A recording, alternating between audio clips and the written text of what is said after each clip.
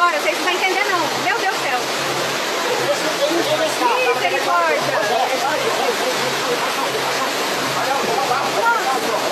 Calma, calma. Ei!